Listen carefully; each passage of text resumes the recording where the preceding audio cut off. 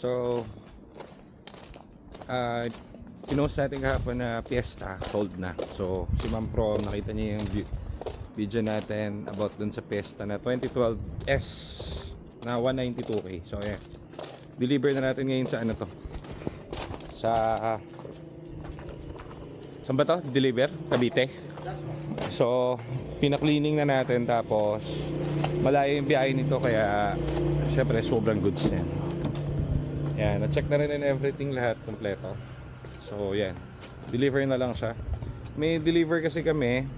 Nakita daw ni Ma'am, nag-deliver kami doon nakaraan sa Pampanga. So, ngayon, pinapa-deliver niya kasi hindi yata marunong mag-drive si Ma'am. Parang first car nila. So, chinek na natin maigi tong unit. Okay na okay to. Walang overheat. Na-check na to na Sep. Nagawa na rin yung mga dapat gawin dito. So, yan guys, 192k lang na Fiesta, top of the line S. Bagal nyo eh. So, naunaan na kayo ni Ma'am. Ayan. Paikot. So, yan. Deliver yan ngayon sa Cavite. So, thank you Ma'am ha. Salamat po. Then yung papers inaayos na rin dun sa loob. Meron pa tayong isang bagong pasok. Ito sobrang sariwa nitong unit na to. Ganun din, S din na 2012. So, marami pa tayong unit dito na may EcoSport. So, inaayos lang yung papers, tapos i-deliver na po sa inyo dyan sa Cavite Ma'am yung unit. So, thank you po ulit. Ayun na yung papers.